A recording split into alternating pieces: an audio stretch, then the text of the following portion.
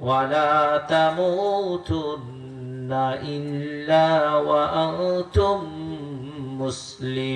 مسلمون يا أيها الذين آمنوا اتقوا الله وقولوا قولا سديدا يصلح لكم أعمالكم ويغفر لكم ذنوبكم ومن يطع الله ورسوله فقد فاز فوزا عظيما أما بعد فإن خير الحديث كتاب الله وخير الهدي هدي محمد صلى الله عليه وسلم وشر الأمور محدثاتها وكل محدثة بدعة وكل بدعة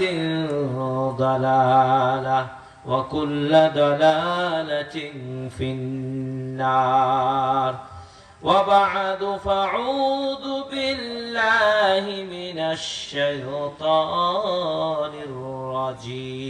الرجيم بسم الله الرحمن الرحيم والعصر إن الإنسان لفي خسر إلا الذين آمنوا وعملوا الصالحات وتواصوا بالحق وتواصوا بالصبر وقال الله تعالى في موضع آخر يا أيها الذين آمنوا كتب عليكم الصيام كما كتب على الذين من قبلكم لعلكم تتقون عن عبد الله بن عمرو رضي الله تعالى عنه أن رسول الله صلى الله عليه وسلم قال الصيام والقرآن يشفعان للعبد يوم القيامة يقول الصيام أي ربي منعته الطعام والشهوات بالنهار فشفعني فيه ويقول القرآن منعته النوم بالليل فشفعني فيه قال فيشفعان KNC গুরুস্থান এর উন্নতি কল্পে বৃহত্তর চাপাই নবাবগঞ্জ জেলার অন্তর্গত মুসরিভোজা এই ঐতিহ্যবাহী এলাকার সম্মানিত প্রাণ প্রিয় দিনী ভাই ও বোনেরা, আজকের অনুষ্ঠানের সম্মানিত সভাপতি, প্রধান অতিথি, আমরা শুরুতেই মহান আল্লাহ সুবহানাহু ওয়া তাআলার প্রশংসা আদায় করি এজন্য যে রব্বুল আলামিন আজকের এই সুন্দর একটি আবহাওয়ার মাঝে চমৎকার পরিবেশে, ঠান্ডা কম, সুন্দর পরিবেশ, গভীর রাতে কোরআন ও সুন্নাহর এই মাহফিলে আমরা সমবেত হওয়ার সুযোগ পেয়েছি। যে রব্বুল আলামিন আমাদেরকে সুযোগ করে দিয়েছেন সে আল্লাহর প্রশংসা কম না বেশি? আমরা সমস্বরে বলি আলহামদুলিল্লাহ।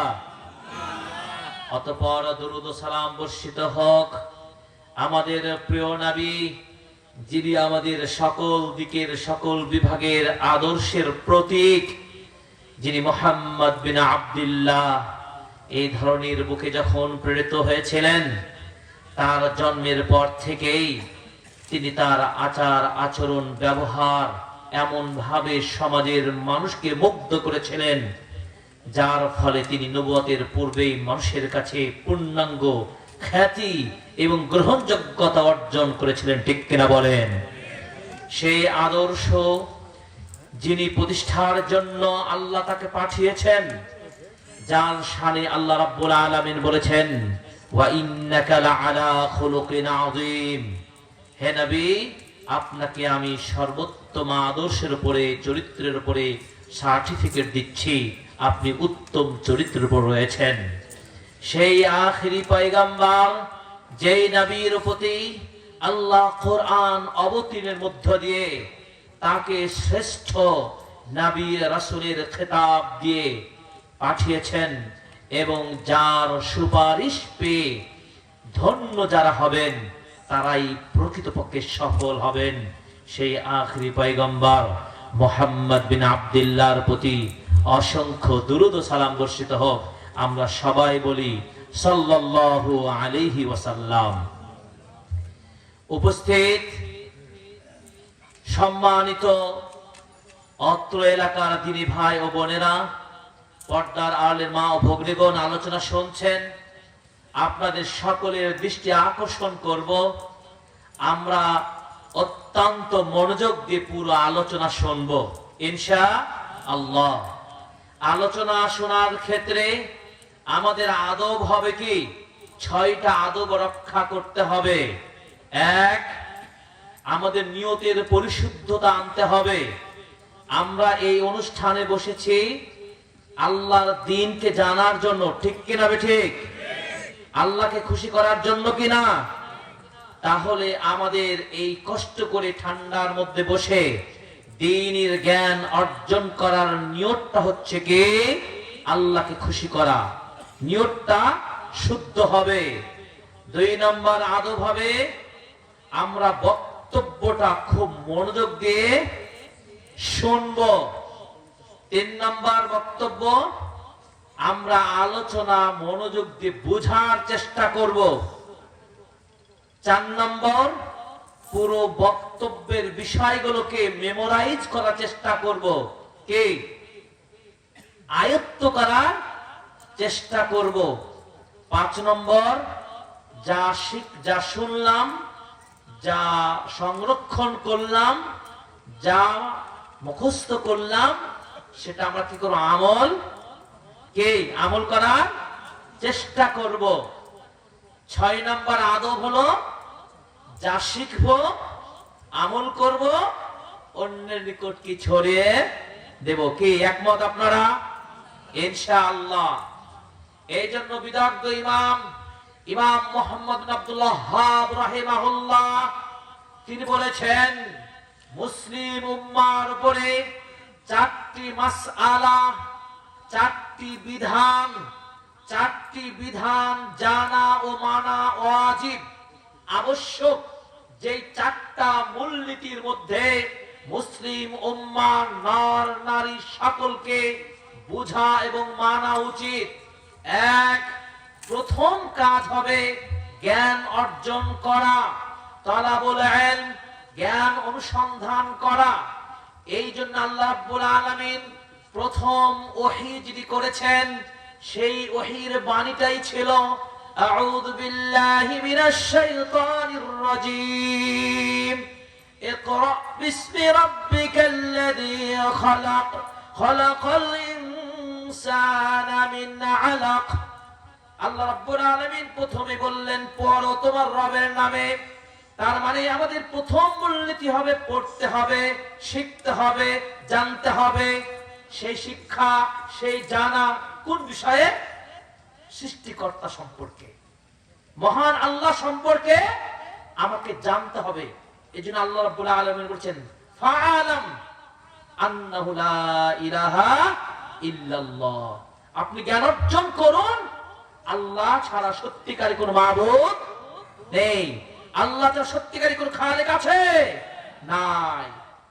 সেই আল্লাহ সম্পর্কে জানা মানে তাওহীদ সম্পর্কে বিশুদ্ধ জ্ঞান অর্জন করতে হবে। সত্যিকার যদি আমরা মুসলিম হই, তাহলে এই তাওহীদের উপরে শক্তভাবে, মজবুতভাবে জ্ঞান অর্জন করতে হবে। এই তাওহীদের আকীদার জ্ঞান যদি আমাদের সুদৃঢ় হয়, মজবুত হয়, আমাদের ভিত্তিটা যদি শক্ত করতে পারি, তাহলে আমাদের সমাজ, পরিবার, রাষ্ট্র সকল ক্ষেত্রেই ইসলাম শিক্ষা, ইসলামী চেতনাকে প্রতিষ্ঠা করা সহজ হবে ইনশাআল্লাহ। কি আপনার কি একমত নয়? আপনি দিনের কথা বললেন, পরিবারের কথা বললাম, ভালো পোশাক, ভালো খাওয়ার ব্যবস্থা করলাম, কিন্তু আমার সৃষ্টিকর্তা সম্পর্কে আমার নলেজ নেই, জ্ঞান নেই, তাকে ভয় নেই। আমরা এখন পর্যন্ত পাপের মধ্যেই জীবনটাকে হাবুডুবু খাচ্ছি, কিন্তু আল্লাহকে ভয় করছি না। কবরের কথা ভয় করি আমরা। এই জন্য বলতেছি, আমাদের প্রথম কাজ কি? জ্ঞান অর্জন করতে হবে। 1 নম্বর মূলনীতি, যারা জ্ঞান অর্জন করে, যারা ইলম হাসিল করে, এদের মর্যাদা সম্পর্কে হাদিস বলবো আমরা। রাসূল সাল্লাল্লাহু আলাইহি ওয়াসাল্লাম বলেছেন, মান সালাকা তরিকান ইয়ালতামিসু ফি ইলমান সাহালাল্লাহু লাহু বিহি তরিকান ইলাল জান্নাহ। যারা জ্ঞান অর্জন করার জন্য বাড়ি থেকে বের হয়ে যাবে, আপনি ওই মুসলিমবাজার বাজার থেকে বলেন, ওই ভোলাহাট বাজার থেকে বলেন, বিভিন্ন দূর দূরান্ত থেকে এই মাঠে একত্রিত হয়েছেন, লক্ষ্যটা কি বলেন? কিছু জানবেন, কিছু বুঝবেন, কিছু মানবেন। এজন্যই তো। তাহলে আপনার এই জ্ঞান অর্জন করা যদি সত্যিকার নিয়ত থাকে, আল্লাহর নবী বলছেন, সেজন্য আল্লাহ রাস্তায় চললো। এই রাস্তায় চলা মানে আল্লাহ এই জ্ঞান অর্জনের পথে আসার কারণে তার জান্নাতের যাওয়ার পথটাও সহজ করে দিবেন। সুবহানাল্লাহ। এই জ্ঞান অর্জনকারীদের মর্যাদা যদি জ্ঞান অর্জন করে নিতে পারেন, আপনার চাইতে সম্মানিত কে হতে পারে? আল্লাহর নবীর হাদিস, তিনি বলছেন, আদ-দুনিয়া কুল্লুহা মালউনাতুন ওয়া মালউনু মা ফিহা। পুরো দুনিয়া লানত ভর্তি, পুরো দুনিয়াই লানতে ভর্তি। তবে আলেম, যিনি জ্ঞান অর্জন করেন, জ্ঞান রাখেন, যিনি শিখেন, শিক্ষার্থী এবং যারা আল্লাহকে স্মরণ করেন, এই 3 শ্রেণীর মানুষ লানতের মধ্যে পড়বে না। কি আমরা কি কেউ শিখছি, কেউ শিখাচ্ছি, কেউ আমরা আল্লাহর জিকিরের মধ্যে আছি, ঠিক কিনা বলেন? আমরা যারা আল্লাহকে বিশ্বাস করি, আমাদের এই নীতি 1 নম্বর রাখতে হবে। আমরা যতই বাহাদুরি করি, 1 নম্বর জ্ঞান অর্জন করতে হবে। আজকে সমাজে অপসংস্কৃতি, আজকে বেজাতীয় সংস্কৃতিতে ভরা, মদ জুয়া আড্ডাখানা এবং খেলতামাশা দিয়ে সমাজের যে নাচ গান এবং যে লটারি থেকে শুরু করে, লুচ্চামি থেকে শুরু করে, বেপর্দা থেকে শুরু করে, যত পাপ এবং পাপের কাজগুলো আছে ছড়িয়ে পড়ছে। কেন বলেন তো? আল্লাহর ভয় নেই, তাকওয়া নেই, ঈমান নেই এবং সঠিক জ্ঞান আমাদের নেই। এই জন্য রব্বুল আলামিন বলেন, কুল হাল ইয়াস্তাবিয়াল্লাযীনা ইয়ালামুনা ওয়াল্লাযীনা লা ইয়ালামুন। আপনি বলে দিন, যারা জানে আর যারা জানে তারা কি এক সমান হতে পারে? কখনো হতে পারে না। অতএব জ্ঞান অর্জন করতেই হবে। রব্বুল আলামিন সূরাতুল মুজাদালার 11 নম্বরে বলছেন, কি বললেন? যারা জ্ঞান অর্জন করেন, ইয়ারফাইল্লাহুল্লাযীনা আমানু মিনকুম ওয়াল্লাযীনা উতুল ইলমা দারাজাত। আল্লাহ রাব্বুল আলামিন ঈমানদার এবং জ্ঞান অর্জনকারীদের মর্যাদা কি বাড়িয়ে দেন। আল্লাহর নবী সাল্লাল্লাহু আলাইহি ওয়াসাল্লাম বলছেন, কোন বান্দা যদি বাড়ি থেকে বের হয়ে মসজিদে আসে জ্ঞান অর্জন করার জন্য, আমি মসজিদে যাব, একটা আয়াত শিখবো, আল্লাহ নবী বলছেন, একটা আয়াত সমান একটা উটের মতো মর্যাদা সে নেকি অর্জন করতে পারবে। সুবহানাল্লাহ। অনুরূপভাবে মসজিদে এসে আসার পথে যত ধাপ দিবেন, প্রতি ধাপে ধাপে আল্লাহ 10টা করে নেকি দান করেন। সুবহানাল্লাহ। আপনারা এই মাঠে এসেছেন জ্ঞান অর্জন করার জন্য। অতএব নাম্বার 1, আমরা যত যা কাজ করি, আপনার বয়স যেখানে থাকেন, 1 নম্বরে ছাত্র হতে হবে। আল্লাহ দিনের ছাত্র হব, এই নিয়তটা আমাদের সকলে আছে না নাই বলেন? আল্লাহ আমাদের ছাত্র হিসাবে কবুল করুন, আমিন। এই ছাত্রদের মর্যাদা অনেক বেশি। এইজন হাদিসে অনেক আছে, সাধারণ মানুষের চাইতে একজন জ্ঞান আহরণকারী, একজন আলেমের মর্যাদা কত বেশি। যেমন ভাবে লক্ষ কোটি কোটি তারকার মাঝে পূর্ণিমার চাঁদের মর্যাদা বেশি, তেমন একজন আলেমের মর্যাদা তেমনই বেশি। সুতরাং একজন আলেমকে সাধারণ মানুষের মধ্যে মিশাবেন না, একজন জ্ঞানী মানুষের মর্যাদা অনেক বেশি। অতএব আজকে সমাজে যত জাহালাত, যত কুফর, যত শিরক, যত নাস্তিকতা, যত বেদাতের ছয়লাভ চলছে, জ্ঞান না থাকার কারণে। এই জন্য আপনাদেরকে 1 নম্বরে মূলনীতি কি করে জ্ঞান অর্জন করতে হবে। জ্ঞান অর্জন করবে কিভাবে? জ্ঞান অর্জন করা খুবই সহজ। আপনার আমার প্রত্যেক এলাকায় একটা করে মসজিদ আছে না? এই মসজিদের ইমাম কি অশিক্ষিত?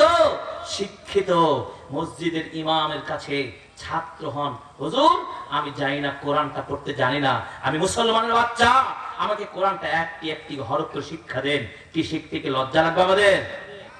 আপনাকে চিন্তা করতে হবে আপনার বয়স কোথায়, আপনি কোথায় আছেন, আপনি কতদিন বাঁচবেন, আপনার আবার কোন গ্যারান্টি কি আছে? কোনো গ্যারান্টি নেই। আজকে যে মাহফিলটা হচ্ছে কেএনসি গোরস্থানের উপলক্ষে, গোরস্থানের উন্নয়নের জন্য, এই গোরস্থানের উন্নয়নের জন্য প্রোগ্রাম করতে হবে কেন? আপনার থাকার জায়গার জন্য কি প্রস্তুত হতে পারি না আমরা? আমাদের ঘর বাড়ি রাস্তাঘাট সব করতে পারি। যারা রাজনৈতিক নেতা আছেন, যারা বড় বড় বিত্তশালী আছেন, নিজেরা যারা আছি, সবাই মিলে একটি সুন্দর ভাবে একটা গোরস্থান ব্যবস্থা করতে পারি না? অবশ্যই পারি। প্রিয় ভাইরা, আমাদের সবাই ফুলে যাবে, কখন যে বেলার সূর্যটা ডুবে যাবে, জীবনের হায়াতটা কখন মিশে যাবে, আমি আপনি কেউ জানি না।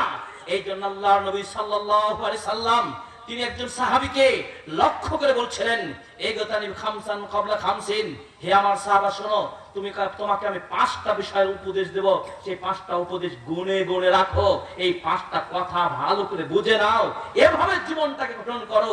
এমন ভাবে জীবন গঠন করতে হবে, তুমি যদি মরে যাও মানুষ তোমার জন্য কাঁদবে, মানুষ তোমাকে ভালো মানুষ বলবে। রাসূল সাল্লাল্লাহু আলাইহি ওয়াসাল্লাম বলছেন, যৌবন ফুলে যাওয়ার আগে এই যৌবনের সময়টাকে কাজে লাগাতে হবে।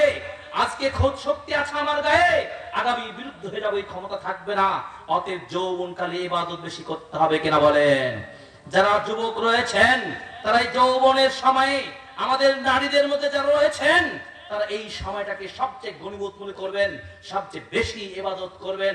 আল্লাহ ওই যুবকদেরকে ভালোবাসেন। ওয়াশাবুন নাশা ফি ইবাদাতিল্লাহ, যেই যুবক আল্লাহর ইবাদতের সময় কাটাই, সেই যুবক যুবতী হতে পারে, আমাদের মনদের মধ্যে হতে পারে, তাদেরকে ইবাদত গুজার হতে হবে, আল্লাহর দ্বীনের খাদেমা হতে হবে। এরপর বলা হচ্ছে, আপনার ব্যস্ততা আসার আগেই অবসর সময়ের মূল্যায়ন করতে হবে। আজকে হয়তো সুযোগ পাচ্ছেন, আগামী দিনে এমন কাজে ব্যস্ত হবেন, আপনি আর কোরআন পড়া, মজলিসে আসা, তাফসীর শোনা বা আপনার ভালো কাজগুলো করার সুযোগ হয়তো আর হবে না। অতএব আজকে যে অবস্থায় আছেন, আপনি কোরআন পড়তে জানেন না, আজকেই শুরু করে দিন আলিফ বা তা সা বলে একটি করে হরফ পড়া শুরু করে দেন। এই চলে আসছে মাহে রমজান, মাহে রমজানের খুব কাছাকাছি সময়, এই জন্য কোরআন অবশ্যই শিখতেই হবে। প্রিয় উপস্থিতি, বলছিলাম অবসর সময়ে কাজে লাগাবেন, ব্যস্ত হওয়ার আগেই। 3 নম্বর, হায়াত শেষ হয়ে যাওয়ার আগেই জীবনটাকে কাজে লাগাতে হবে। এই জীবন কতদিন বাঁচবো কেউ কি জানি? এই জীবন নিয়ে আমাদের কোন চিন্তা আছে? আমাদের কোন জীবনের লক্ষ্য উদ্দেশ্য নেই। আমরা জীবনের লক্ষ্য উদ্দেশ্য মনে করি যে আমরা একজন ভালো ব্যবসায়ী হতে পারলে মনে হয় খুশি হব, আমরা মনে হয় ভালো বড় নেতা হতে পারলে খুশি হব, আমার একটা ভালো গাড়ি হতে পারলে আমি বেশি ভালো মানুষ হতে পারবো। এটা নয়, জীবনের উদ্দেশ্য এটা হতে পারে না।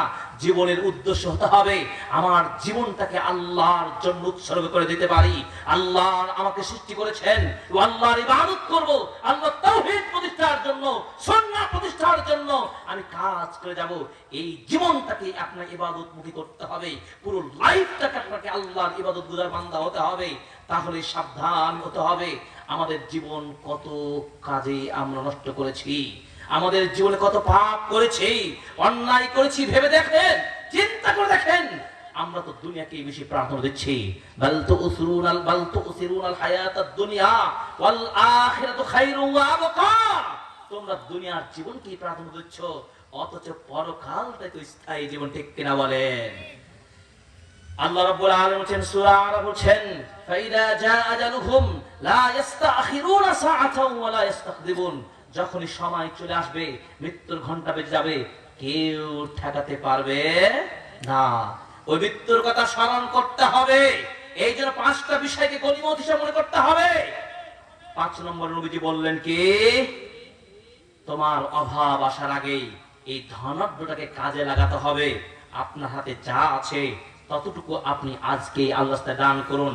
আল্লাহ রাব্বুল আলামিন বলছেন কি, ইয়া আইয়ুহাল্লাযীনা আমানুত্তাকুল্লাহা ওয়াল তানজুর নাফসুম মা কদ্দামাত লিগাদ ওয়াত্তাকুল্লাহ ইন্নাল্লাহা খাবীরুম বিমা তা'মালুন। হে ইমানদার লোকেরা, আল্লাহকে ভয় করো এবং তোমরা আগামী দিনের জন্য, মুক্তির জন্য তোমরা আমল এবং কল্যাণের কাজগুলো তোমরা বেশি বেশি করো। আমরা বর্তমান যে সিজনে আছি, যে সময়টিতে আছি, এই সময়টা অত্যন্ত গুরুত্বপূর্ণ সময়। বলেন তাকে শাবান মাসের কত তারিখ? শাবান মাসের কত তারিখ? আজকে 15 শেষ, 16 তারিখ চলছে। শাবান মাস বিশাল গুরুত্বপূর্ণ মাস। কেন, কে বলতে পারবেন? এই শাবান মাসের পূর্বে আর পরে আসছে আসন্ন মাহে রমাদান। এই মাহে রমাদানকে, এটা কি মুসলমানদের জন্য কি বছরের সবচেয়ে শ্রেষ্ঠ মাস কিনা, ঠিক কিনা বলেন? এই মাসে পুরো 1 মাস সিয়াম আল্লাহ ফরজ করেছেন। এই মাসটা কেন আল্লাহ দিয়েছেন? কেন আপনারা উঠে যাচ্ছেন? বুঝতে হবে, আলোচনা তো কিছুই করি নাই। দেখেন, শাবান মাস কেন বেশি সবচেয়ে গুরুত্বপূর্ণ মাস? শাবান মাসের গুরুত্ব এত বেশি, এই মাসের সময়ের প্রতিটা মুহূর্তকে মূল্যায়ন করতে হবে। এরপরে আপনাকে এই মাসের প্রস্তুতি কমপ্লিট করার পরে রমাদান মাসের কোন একটা মুহূর্তকে নষ্ট করা যাবে না। আলোচনার বিষয় আজকে যেটি করব, প্রোডাক্টিভ রমাদান। কিভাবে আসন্ন রমাদানকে কাজে লাগাতে পারি। কি কাজে লাগাতে হবে না? এই যে ভোটের সিজনে যারা ভোটে দাঁড়িয়েছেন, তারা তো 12 তারিখে বিজয় হওয়ার জন্য প্রত্যেকটা দলই তারা কি বসে আছেন? তারা কি বসে আছেন? রাত দিন ঘাম ঝরিয়ে তাদের সব ধরনের চেষ্টা তারা সফল অর্জন করছেন। আমার আপনার প্রত্যেকের জীবনের সফলতা কোনটা বলেন তো? পরকালে জান্নাত পাওয়া আর না পাওয়া। জান্নাত যদি পান সফল, জান্নাত যদি না পান তাহলে ব্যর্থ। তার এই জান্নাত পেতে পারেন কি পারেন না, এর প্রথম বিচারের কারাগারটা কোথায়? কবর। সেই কবরের প্রস্তুতি কি আমার আপনার হয়েছে? সেই কবর থেকে বাঁচতে হলে আপনাকে এখনই প্রস্তুতি নিতে হবে। রাসূল সাল্লাল্লাহু আলাইহি ওয়াসাল্লাম বলেন, আল কবরু আউয়ালু মানজিল মিন মানাজিল আখির। কবর হচ্ছে পরকাল জীবনের যতগুলো ধাপ আছে তার প্রথম ধাপ। কবরের যত সহজ হবে, কবরে যদি মুক্তি পান তাহলে কবরের পরে হাসরের মাঠ সহজ হবে। হাসরের মাঠ সহজ হলে পুলসিরাত সহজ হবে, এবং পুলসিরাত সহজ হলে আপনি সোজা জান্নাত পাওয়া সহজ হবে। যদি কবরে কঠিন হয়ে যায়, কবরের 3টি প্রশ্নের জবাব দিতে না পারেন, যদি সেই প্রথম পরীক্ষায় আটকে যান, তাহলে কবর যত জটিল তার চেয়ে কিয়ামতের মাঠ আরো বেশি কঠিন। কিয়ামতের মাঠ যত কঠিন তার চাইতে আরো বিশাল কঠিন হবে। পুলসিরাত পার হওয়া কিভাবে সম্ভব? আল্লাহর নবী বলছেন, চুলির চাইতেও চিকন এমন রাস্তা আপনাকে পার হতে হবে।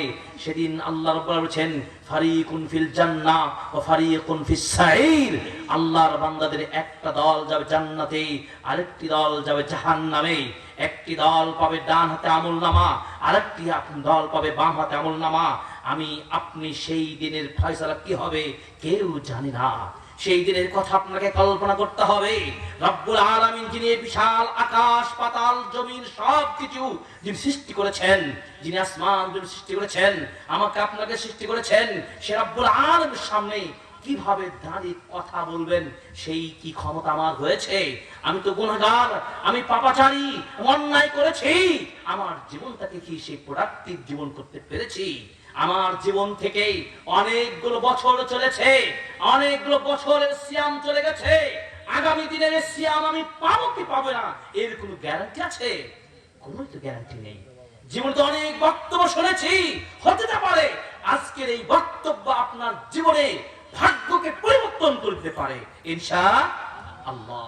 অতএব আজকের আলোচনায় যে কথা বলতে চাই, প্রোডাক্টিভ রমাদান, রমাদানকে কিভাবে বরণ করে নেব, রমাদানকে কিভাবে সফল রমাদান করতে পারি, এই রমাদান যেন আমাকে নিশ্চয়ই জান্নাতের একজন বান্দা হিসেবে কবুল করেন, আল্লাহুম্মা আমিন।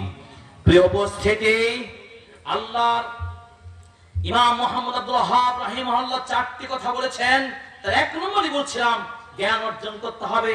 2 নম্বর কি? যা জ্ঞান অর্জন করবেন সে অনুযায়ী আমল করতে হবে, না জেনে আমল করা যায় না। এই জন্য ইমাম বুখারী রাহিমাহুল্লাহ 154 হিজরিতে জন্ম, 256 হিজরিতে মৃত্যুবরণ করেছেন। পৃথিবীর বুকে আমিরুল মুমিনিন ফিল হাদিস, হাদিসের যিনি সবচাইতে বিশুদ্ধতম কিতাব সংকলন করেছেন, ইমাম বুখারী রাহিমাহুল্লাহ কি বলেছেন? তিনি বলছেন আল ইলমু ক্বাবলাল কাওলি ওয়াল আমালে, কথা ও কাজের পূর্বে জ্ঞান অর্জন করতে হবে। এই জ্ঞান না থাকার কারণে আজও পর্যন্ত গুরুস্থানে বেদাত হচ্ছে, হয় না? জ্ঞান না থাকার কারণে আপনার বৌমা মারা গেছেন, আপনার গায়ের সব শ্রেণীর পুরুষের এসে দেখতে পাই, কিভাবে এটা সম্ভব? আপনার আপন স্ত্রী মৃত্যুবরণ করেছেন, আপনার মা মৃত্যুবরণ করেছেন, আপনার বোন মৃত্যুবরণ করেছেন, আর আপনার পাড়া মহল্লার সব ধরনের ছোট বড় পুরুষেরা এসে বেহায়ার মতো তাদেরকে লাশ দেখাচ্ছেন। এটা কি হতে পারে? এটি কি হায়া লজ্জা কি শেষ হয়ে গেল? আবার আপনার পুরুষ ব্যক্তি মারা গেছেন, বেহায়ার মতো সব শ্রেণীর নারীরা এসে আপনার পুরুষকে দেখছে, এটা কি জ্ঞানহীন কাণ্ড নয়? আপনার লাশকে নিয়ে বক্তব্য দিচ্ছেন, ঘন্টার পর ঘন্টা বক্তব্য দিচ্ছেন, এই সংস্কৃতি আমাদের সমাজে নাই। আপনার মৃত্যু মানুষকে নিয়ে আপনি কত ধরনের অপসংখ্য বেদাত চালু করছেন, হচ্ছে না? মৃত্যু মানুষকে আপনি মনে করছেন সূরা ইয়াসিন পড়তে শুরু করলে মনে হয় কবর আযাব থেকে রক্ষা পাবে, এই ভিত্তি কোথায় পেয়েছেন? কি আপনার সমাজে হয় না? যখন মানুষ মারা যায় তখন ইয়াসিন সূরা পড়া শুরু হয়ে যায়। এতদিন কোথায় গিয়েছিল? এই সব কিছুর পিছনে জ্ঞানের অভাব, ইলমের অভাব, সত্য জ্ঞানের অভাব। একজন মানুষ মৃত্যুবরণ করছে, তার শেষ জীবন থেকে দুনিয়া থেকে বিদায় জানাবেন, আপনি তার যে নামাজটা পড়বেন সেটাকে কিসের নামাজ বলা হয়? সালাতুল জানাজা, জানাজার সালাত বলা হয়। এই জানাজার সালাতটা কিভাবে পড়তে হবে সেই সঠিক পদ্ধতিটাও আমরা জানি? অধিকাংশ মানুষ জানি না। বিশুদ্ধ সূরা ফাতিহাটা পড়তে শিখতে পারে নাই, কিভাবে আপনার ইবাদত কবুল হবে? কি জবাব দিবেন আপনি? প্রিয় ভাইরা, এই কথাগুলো অনেক কথা আসে, এই জন্য আপনাদেরকে আমি শুরুতে বলছি, নাম্বার 1 জ্ঞান অর্জন করবেন, এবং এর পরেই যেটা করবেন সে জেনে আমল করবেন, দলিল ভিত্তিক আমল করবেন। কোন কথা শুনবেন নিজের মতো করে চালিয়ে দেবেন, এটা হতে পারে না। আল্লাহর নবী সাল্লাল্লাহু আলাইহি সাল্লাম তিনি শাবান মাসকে বেশি গুরুত্ব দিতেন, তার কারণ কি? উসামা বিন যায়েদ রাদিয়াল্লাহু তাআলা আনহু বলেন, আমি আল্লাহর নবীকে জিজ্ঞাসা করলাম, ইয়া রাসূলুল্লাহ, আপনাকে শাবান মাসে এত বেশি নফল সিয়াম রাখতে বলি কেন, দেখছি কেন, এর কারণটা কি? রাসূল সাল্লাল্লাহু আলাইহি সাল্লাম বলেন, ওসামা জানো এইটা সেই মাস, শাবান মাসে বান্দার আমলনামা, বাৎসরিক আমলনামা আল্লাহর কাছে কি করা হয়? উত্থাপন করা হয়। অতএব আমি ভালোবাসি আমার আল্লাহ আমার আমলের হিসাব করবেন। এই অবস্থা আমি যেন সিয়ামরত থাকি, সিয়ামরত অবস্থায় থাকলে মহান আল্লাহ বেশি খুশি হয়। মনে রাখতে হবে প্রিয় ভাই ও বোনেরা, আল্লাহকে যদি কেউ খুশি করাতে চান, আল্লাহ সন্তুষ্ট অর্জন করতে চান, আপনি একটা ভালো কাজ করতে যাবেন, আপনি ভালো সফলতা পেতে চান, আপনাকে একটা আমল করতে হবে। মা বন্ধুকে বলি, আপনাদেরকে বলি, সিয়াম রাখতে হবে। কি করতে হবে? নফল সিয়াম রাখতে হবে। রাসূল সাল্লাল্লাহু আলাইহি সাল্লামের সাহাবী একদিন বলছেন, ইয়া রাসূলুল্লাহ মুরনি বিআমালিন, আল্লাহর নবী আমাকে একটা আমলের কথা বলুন, যে আমলটা করলে আমি সোজা জান্নাত চলে যাব। আল্লাহর নবী বলেন, আলাইকা বিসসাওম, তোমার উচিত হলো সিয়াম পালন করবে, কারণ সিয়াম রাখা এমন একটা ইবাদত যার কোনো তুলনা নাই, দৃষ্টান্তহীন ইবাদত নাম সিয়াম। বোঝাতে পারেনি মনে হয়? আপনার অন্যান্য ইবাদত করলে একটা নির্দিষ্ট হয়তো বা সওয়াব পেতে পারেন, কিন্তু সিয়ামের কথা এমন একটা ইবাদত যার প্রতিদানটা যে কি হবে এটা কোনো গাণিতিক হিসাব দিয়ে করা যাবে না, এর সাথে কোনো ইবাদতের তুলনা করা যাবে না। যেটা তুলনা করা যায় না সেটার পাওয়ার মর্যাদা বেশি না কম হবে? বেশি হবে। আল্লাহর নবী তাকে 3 বার বললেন, আলাইকা বিসসাওম। তোমার উমামা রাদিয়াল্লাহু তাআলা আনহু বলছিলেন, তাকে বলছেন তোমার উচিত হলো সিয়াম রাখা। এবার আসেন কথা কেন বলছি, খুব দ্রুত বলে যাচ্ছে, রাত বেশি হয়েছে, অনেক আলোচনা করতে হবে। তো কি করতে হবে? নফল সিয়াম রাখতে হবে। নবীজি নফল সিয়াম রাখতেন, নবীজির গুনাহ ছিল না? আল্লাহর নবীর কোনো গুনাহ ছিল আপনার আমার মতো কি তিনি? তার বৈশিষ্ট্য, তার আচরণ আখলাক আমার মতো নয়। আল্লাহর নবী সাল্লাল্লাহু আলাইহি ওয়াসাল্লাম তিনি অনেক বেশি বেশি শাবান মাসে নফল সিয়াম রাখতেন। তিনি কি বেশি দিন জানতেন না আমরা বেশি জানি? আল্লাহর নবী সাল্লাল্লাহু আলাইহি ওয়াসাল্লাম তিনি কি একটা সিয়াম রাখতেন? শাবান মাসে একদিন রাখতেন, 2 দিন রাখতেন, এমন কিছু কি? হাদিস আসছে আয়েশা রাদিয়াল্লাহু তাআলা আনহা বলছেন এত সিয়াম রাখতেন যে তিনি যেন আর সিয়াম ছাড়বেনই না। চিন্তা করতে পারছেন? রমাদানে পুরো মাস সিয়াম রাখতেন আর শাবান মাসে এত বেশি রাখতেন যে মনে হয় আর ছাড়বে না। তো ঘটনা হলো কি, নবীজি তাহলে শাবান মাসে কি বেশি সিয়াম রাখতেন। এটাই হচ্ছে জ্ঞান, এটাই হচ্ছে মাসালা। কিন্তু আজকের সমাজের মানুষের জ্ঞান কম থাকার কারণে, ইলম না থাকার কারণে কি হয় জানেন? বলছে শবে বরাত নামে একটা রাত আছে, সেই দিনটা ভাগ্য রজনী গতকাল চলে গেছে, যায়নি? এই ভাগ্য রজনী আমাদের হাজার বক্তব্য পাবেন, ইউটিউবে, ফেসবুকে, অনলাইনে পাবেন। আমাদের ক্লাসগুলো হয় বিভিন্ন জায়গায়, আমরা নসিহত করছি, আপনারাও শুনছেন। এরপরও গতকাল কত যে ফোন টেলিফোন আসছে, হুজুর আজকে রাতের ইবাদতটা কি হবে? রাজশাহী শহরে আমি রাতে একটু কাজে বের হলাম, রাস্তায় কয়েকজন বলছে হুজুর মসজিদটা কোন সাইডে? কেন মসজিদ কি একটু ইবাদত করতে যাব? আমি বুঝতে পারলাম।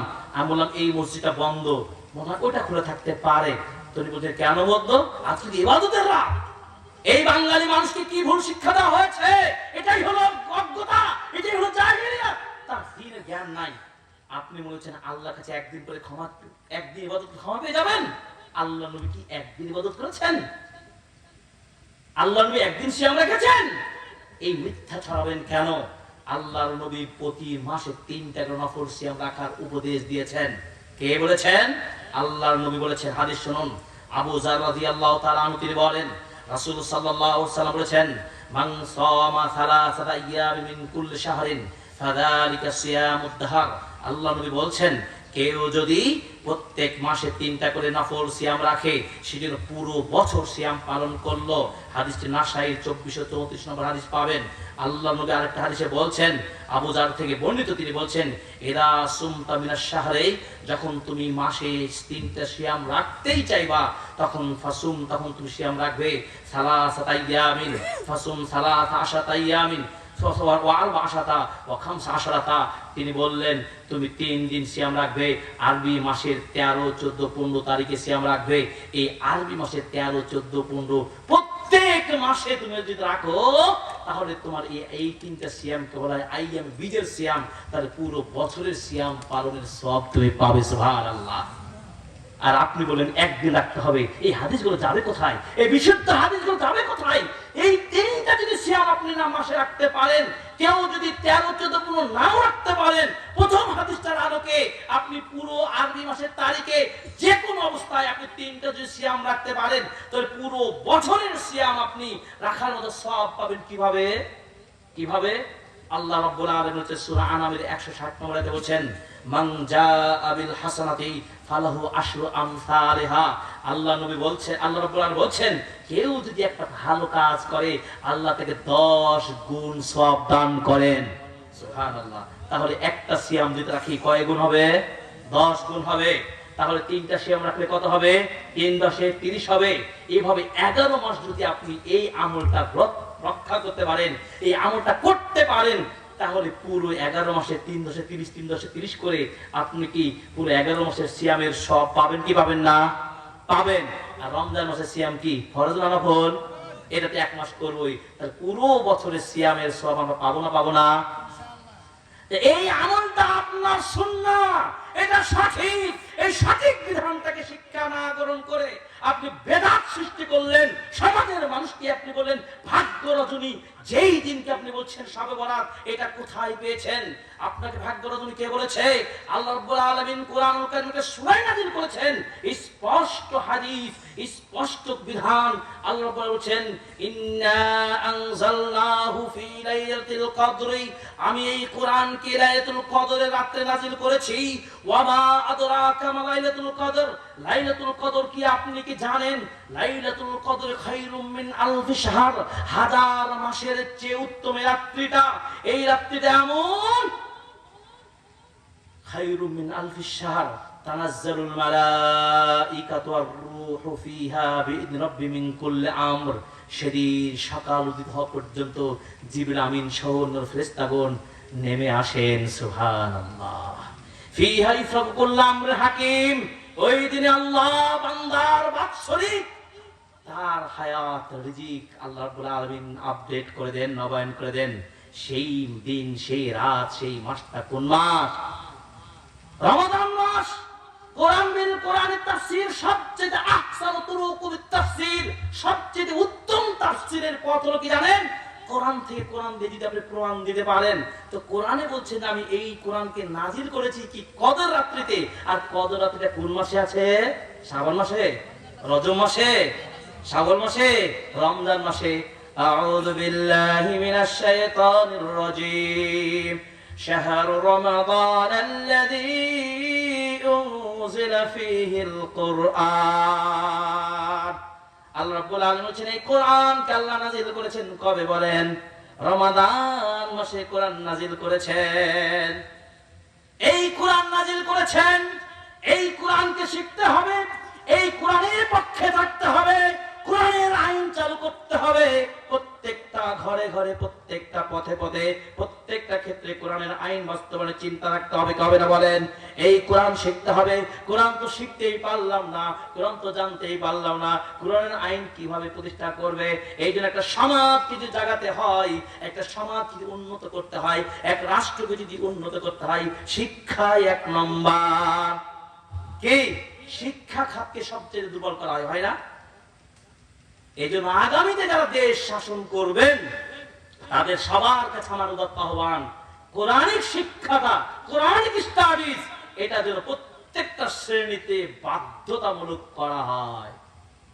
কি খুব খুশি হলেন না? না, ফিজিক্স কেমিস্ট্রিটা থাকলেই হবে। হ্যাঁ, ম্যাথ বায়োলজি আর হাট্টমাটিম গল্প, রবীন্দ্রনাথ ঠাকুরের গল্প থাকলেই হবে। আস্তাগফিরুল্লাহ। এই চেতনা আপনারা পোষণ করবেন। কোরআন শিখতেই হবে রে বাবা। কোরআন যে কি জিনিস, এই কোরআনের কথা শুনলে হৃদয়টা প্রকম্পিত হয়ে যায়। আপনাকে কি আলোচনা করব, আমি তো গোড়া খুঁজে পাচ্ছি না, অনেক কথা। ইমাম মুহাম্মদ আব্দুল ওয়াহাব রাহিমাহুল্লাহর কথা দিয়ে শুরু করেছিলাম। তিনি বলেছিলেন 1 নম্বর জ্ঞান অর্জন করবেন, 2 নম্বর কি আমল করবেন, জেনে শুনে আমল করবেন। জেনে শুনে যে আমল করেন ভুল হবে? 2 আর 2 4 হয়। যদি আপনি এটা না জানেন তাতে 2 আর 2 3 বলবেন, 2 আর 2 2 হয়, ভুল হয়ে যাবে না? আপনি জেনে শুনে আমল করবেন, তদন্ত করবেন, জ্ঞান অর্জন করবেন। এই জ্ঞান অর্জন করা এবং সে আমল করা। এরপরে 3 নম্বর বিধানটা কি? আপনি ওই যে শিখেছেন, আমল করেছেন, এটা নিজের পেটে রাখতে হবে, ছড়িয়ে দিতে হবে, অন্যকে জানিয়ে দিতে হবে, দাওয়াতি কাজ করতে হবে। আজকে ভোটের সিজনে আপনারা আমরা ভোট নিয়ে ব্যস্ত। আচ্ছা, আপনার ব্যস্ততা থাকলো, এইভাবে দাওয়াতি কাজটাকে আমরা সবাই করতে পারবো না। বুঝেননি আমার কথা? এটা কি দায়িত্ব না? এটা আল্লাহর দায়িত্ব। আমাদের উপর চাপিয়ে দিয়েছেন, আমাদের উপর দায়িত্ব দিয়েছেন। কি দায়িত্ব? ওয়ামা খালাকাতুল জিন্না ওয়াল ইনসা ইল্লা লিয়াবুদুন। আল্লাহ পাক বলছে আমি মানুষ এবং জিনকে সৃষ্টি করেছি এই জন্য যে তারা আমার একত্ববাদ ঘোষণা করবে, একমাত্র আমার ইবাদত করবে। এই তাওহীদের দাওয়াত দিতে হবে কিনা বলেন? আল্লাহর নবী সাল্লাল্লাহু আলাইহি সাল্লাম ইয়ামানি মুআয বিন জাবাল রাদিয়াল্লাহু তাআলা আনহুকে পাঠিয়ে দিলেন। তিনি তাকে যেই উপদেশ দিয়ে পাঠিয়েছিলেন সেটা কি ছিল?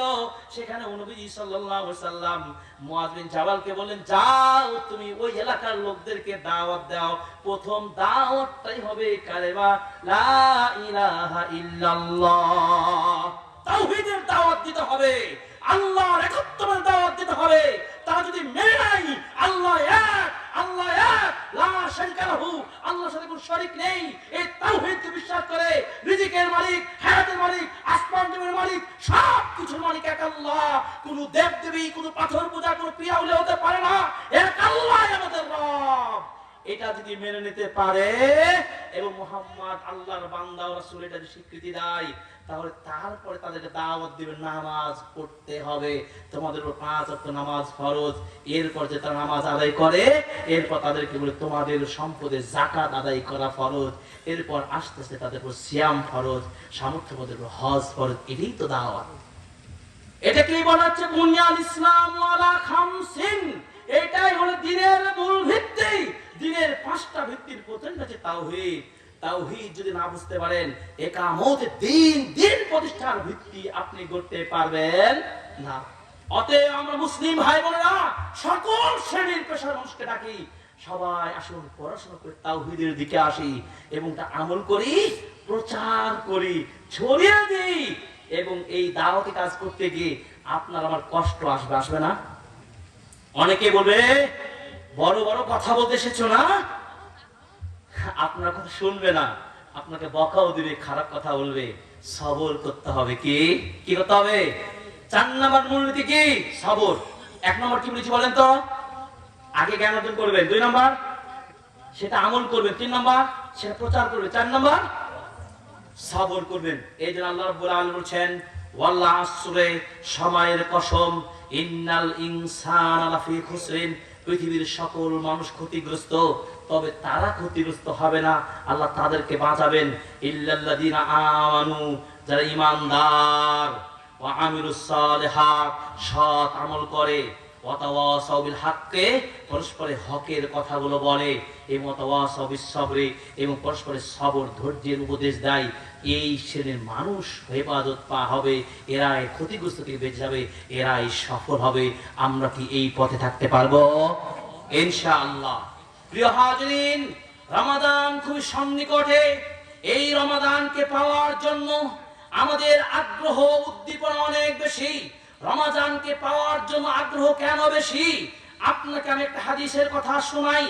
এই রমাদানকে ঘিরে আপনার পরিকল্পনা থাকতে হবে, এই রমাদানকে ঘিরে মা বোনদের স্বপ্ন থাকতে হবে, যুবকদের এবং পেশাজীবী সর্বস্তরের ব্যবসায়িক সকলের মধ্যে একটা সুষ্ঠু পরিকল্পনা গ্রহণ করতে হবে। আপনারাও বলবেন আমাদেরও প্ল্যান আছে। বুঝেন না বাংলা কথা? বলেন আমাদেরও প্ল্যান আছে। এই রমাদানকে ঘিরে প্ল্যান কি?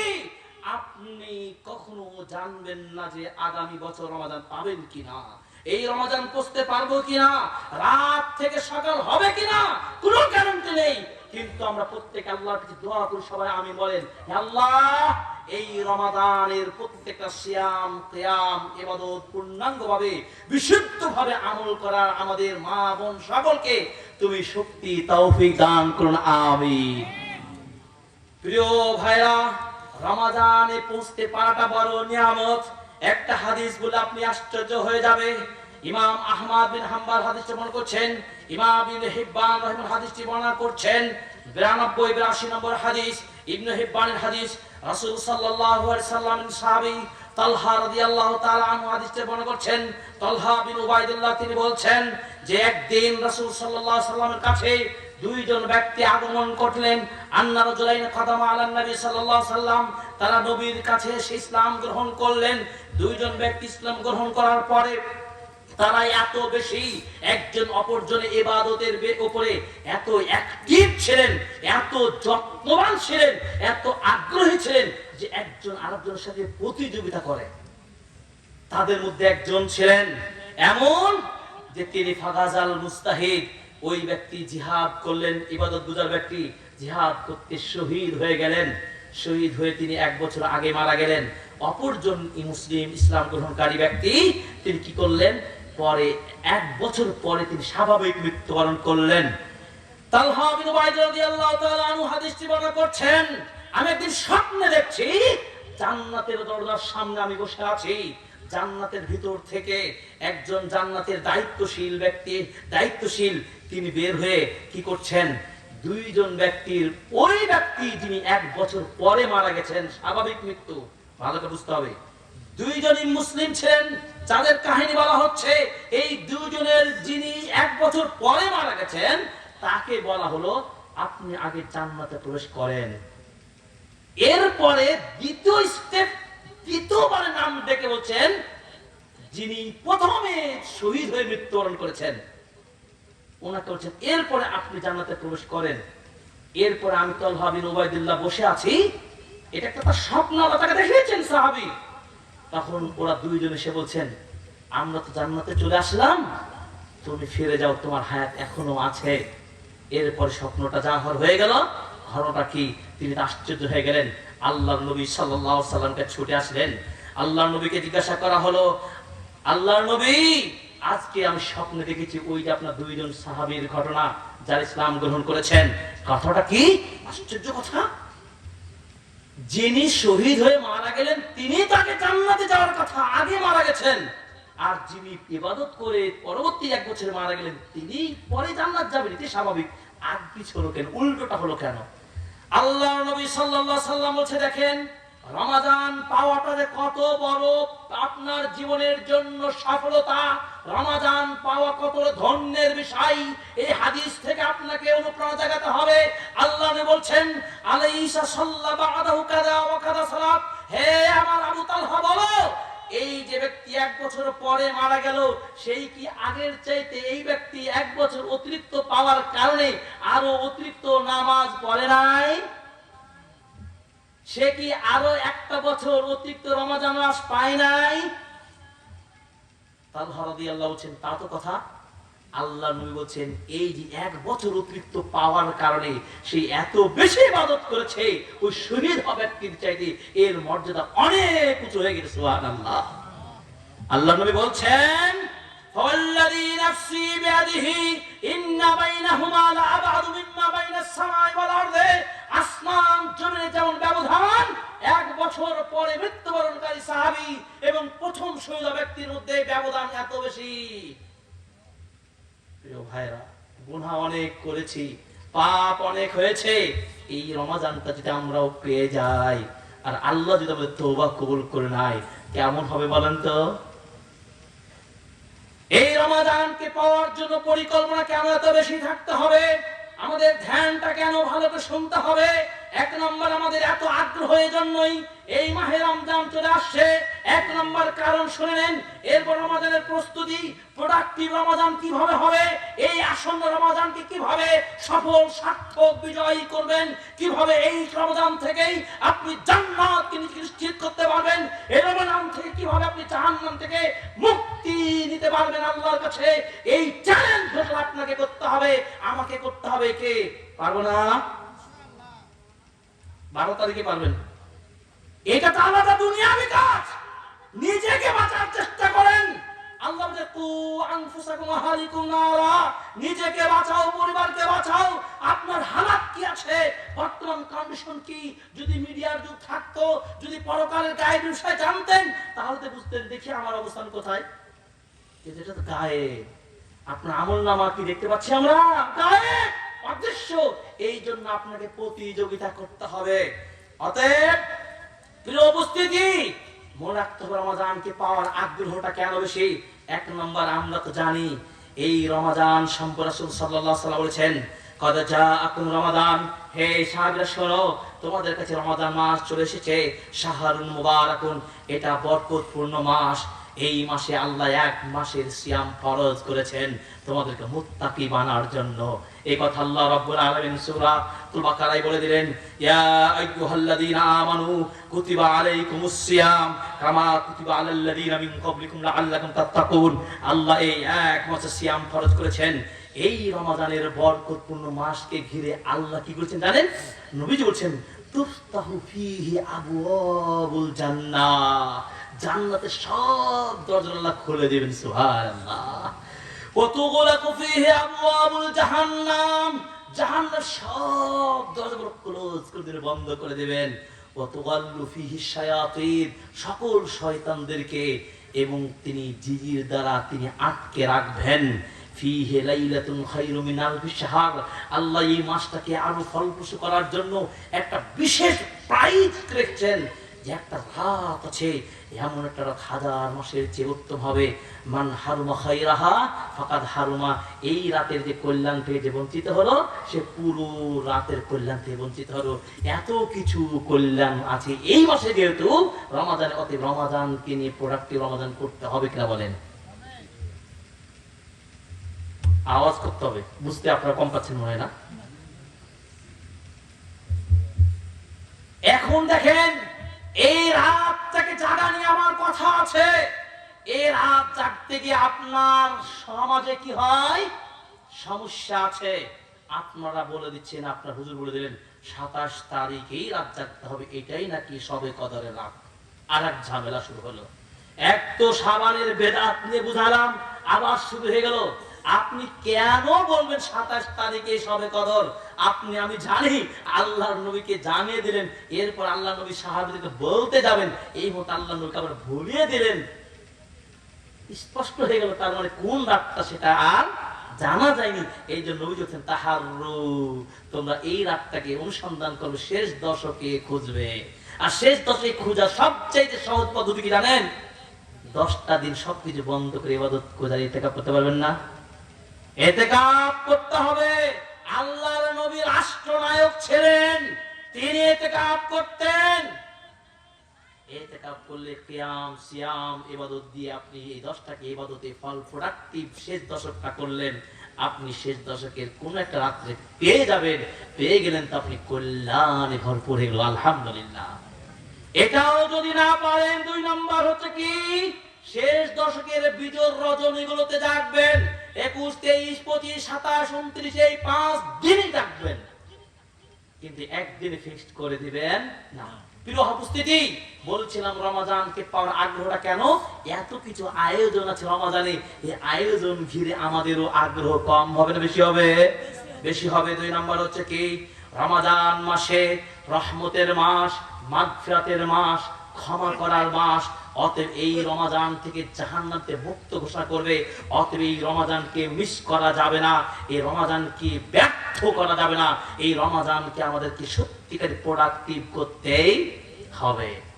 আল্লাহ নবী বলেছেন, তিনি বলেছেন, যেই ব্যক্তি রমাদান মাসের সিয়াম রাখবে, মান সামা রমাদান ঈমানান ওয়া ইহতিসাবান গুফিরা লাহু মা তাকাদ্দামা মিন যামবিহি, মান কামা রমাদান ঈমানান ওয়া ইহতিসাবান গুফিরা লাহু মা তাকাদ্দামা মিন যামবিহি।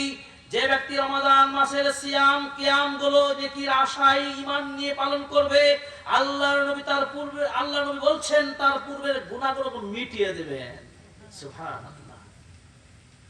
এরপর নবীজি বলছেন, ইউনাদি মুনাদিন, প্রত্যেক রাতে, রমাদানের প্রত্যেক রাতে আল্লাহর পক্ষ থেকে ফেরেশতারা ডাক দেবে, ইয়া বাগিয়াল খায়র আকবিল, হে কল্যাণকামী প্রিয় বান্দারা, আল্লাহর বান্দারা, তোমরা যারা ভালো কাজ করতে চাও, করেছো, করো, করবে, তোমরা ভালো কাজে এগিয়ে আসো। ওয়া ইয়া বাগিয়াশ শার আকসির, যারা গুনাহের কাজ করো, পাপাচার করো, তোমরা থামো, সব বন্ধ করো, মুনাক্তা হয়ে। ওয়ালিল্লাহি তাকাওয়াবিন নার ওয়া যালিকা কুল্লা লাইলাতিন। আর রমাদানে প্রত্যেক রাতে আল্লাহ জাহান্নাম থেকে সায়েমদেরকে এই সিয়ামের বরকতে তাকে জাহান্নাম থেকে মুক্ত ঘোষণা করে। সুবহানাল্লাহ। আর কি দিবেন? এই রমাদানের প্রতি আগ্রহ। 3 নম্বর, কেন এই মাসে দোয়া কবুল হয়?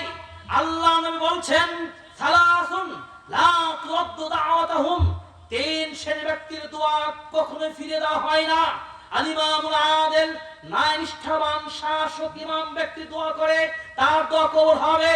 2 ওয়াসাইমু হিনা ইফতির, একজন সায়েম ব্যক্তি যখন ইফতার করে, তার দোয়া কবুল হয়।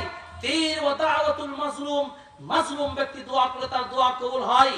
অতএব এই মাজলুম ব্যক্তির প্রসঙ্গে একটা হাদিস বলি। আল্লাহ নবী বলছেন, যেই ব্যক্তি জুলুমের শিকার হয়েছে, ওই ব্যক্তি যে আল্লাহর কাছে দোয়া করে, আল্লাহ এবং তার ওই মাজলুম ব্যক্তির মাঝে কোনো হেজাব থাকবে না, কোনো পর্দা থাকবে না, দোয়া কবুল হবেই হবে। প্রিয় উপস্থিতি, রমাদানকে ঘিরে এত প্রোগ্রাম কেন? রমাদানকে প্রোডাক্টিভ করবো এই জন্য যে এই মাসে মানুষকে দয়া ভালোবাসা দেখানোর মাস। অতএব নবী সাল্লাল্লাহু আলাইহি ওয়াসাল্লামকে দেখেছি রমাদান মাসে তিনি আরো বেশি দান করতেন। আল্লাহর নবী আজওয়াদান নাস ফি রমাদান, রমাদানে সবচেয়ে বেশি আরো দানশীল হতেন, সহনশীল হতেন। আল্লাহর নবী কল্যাণ কাজে আরো বেশি বেশি করতেন। এই জন্য যখন জিবরিল আমিনের সাথে সাক্ষাৎ হতো, তখন তিনি আরো বেশি ঝড়ের গতিতে তিনি আল্লাহর পথে দান করতে তিনি উদ্বুদ্ধ হতেন। অতএব রমাদান মাস দান খায়রাতের মাস, এই মাসে আপনাকে দান খায়রাত করতে হবে।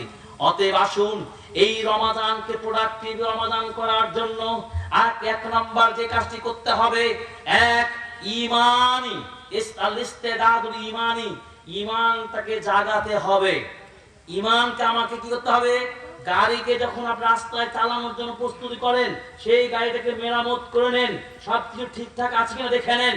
অতএব আপনি নিজেকে চিন্তা করেন, আপনার মধ্যে নেফাকি আছে, আপনার মধ্যে কি আছে, পাপাচার আছে, আপনার মধ্যে মিথ্যাচারিতা আছে, আপনার মধ্যে নেফাকি আছে, আপনার মধ্যে কি খেয়ানতের অভ্যাস আছে, আপনি গান বাজনা করেন, আপনি মাদক পান করেন ইত্যাদি, আপনি মিথ্যা কথা বলেন, আপনি পাপাচার গুলো করেন, এই সবগুলো তো আপনি নিজেই করেন।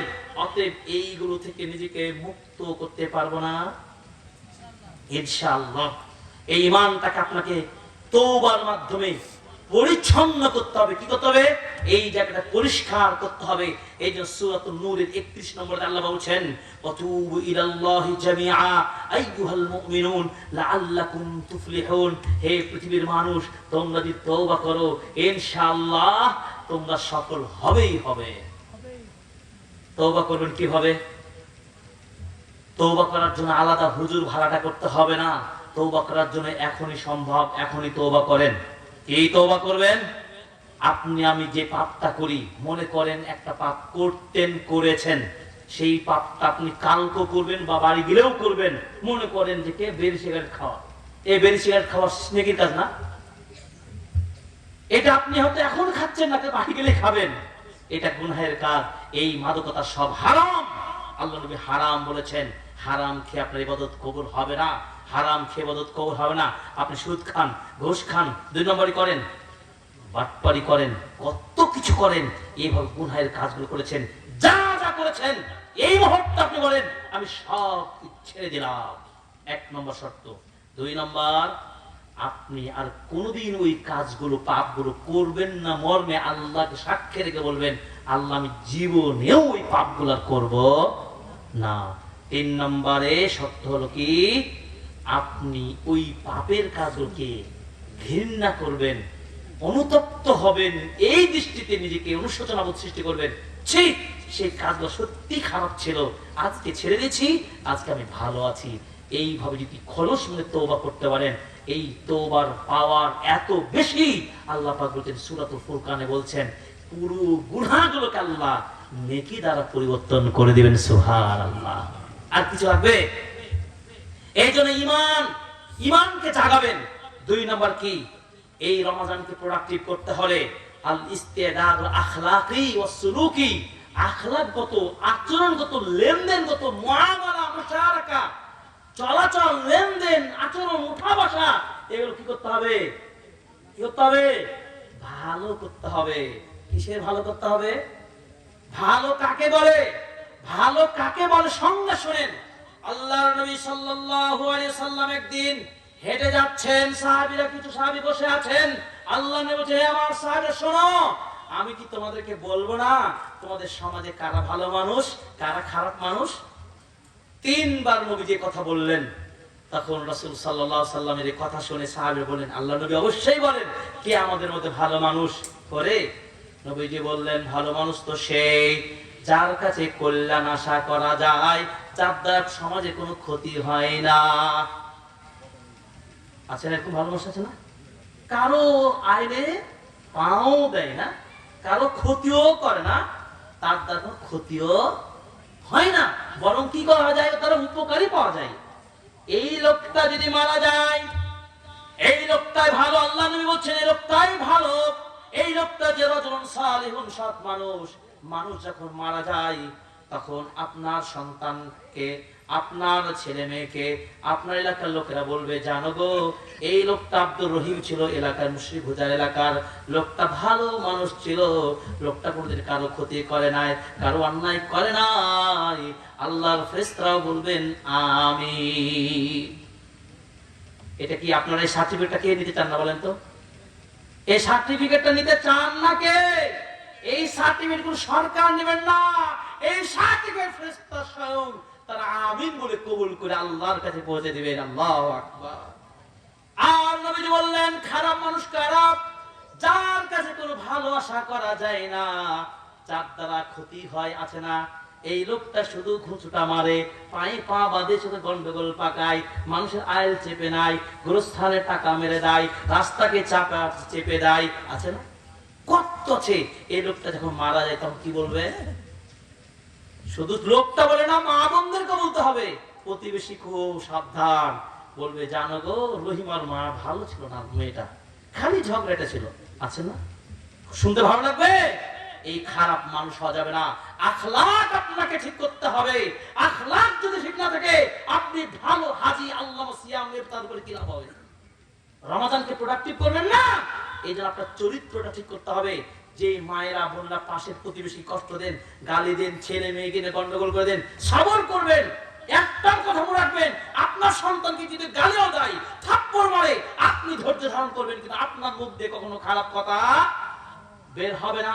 রমাদান অবস্থায় আপনাকে কোন ধরনের ফাহেসা, অশ্লীলতা, দ্বন্দ্ব, মারামারি, কাটাকাটি, বেহাদা, সন্ত্রাসী কোনো কিছু করা যাবে না, নাহলে আপনার সিয়াম কবুল হবে না, আপনি জান্নাত আশা করতে পারেন না।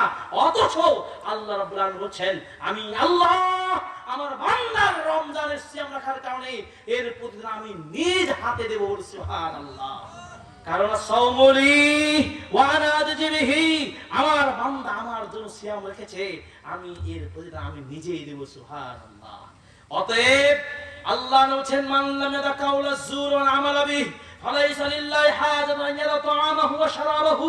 যে ব্যক্তি রমাদানের সিয়াম রাখা সত্ত্বেও মিথ্যা কথা বলা, ফাহিশা কথা বলা, গন্ডগোল করা, হট্টগোল করা এসব ছাড়তে পারলো না, তার না পানি খাদ্য থেকে দূরে থাকার কোনোই মূল্য নাই। জিরো জিরো, খাতা লিখলো কিন্তু উত্তর সঠিক হয়নি, পরীক্ষার টিচার তাকে নাম্বার দিবে? এই সিয়াম রেখে কোনো লাভ হবে না। অতএব রমাদানকে প্রোডাক্টিভ করার জন্য এক নম্বর কি বলেছি, ঈমানটাকে ঝালাই করতে হবে। ঈমান কি হয়? পুরাতন হয়ে যায়।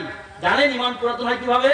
এই কাপড়টা দেখছেন নতুন, এই কাপড়টা ব্যবহার করতে করতে যেমন পুরাতন হয়ে যায়, আল্লাহ নবী হাদিস, স্পষ্ট হাদিস, এই কাপড় যেমন পুরাতন হয়ে যায়, ঈমানটা আমাদের পুরাতন হয়ে যায়। অতএব তোমরা আল্লাহর কাছে দোয়া করবে তোমাদের ঈমানটাকে যেন মজবুত করতে পারে। ঈমানকে কিভাবে মজবুত করবে? এর অনেকগুলো মাধ্যম রয়েছে।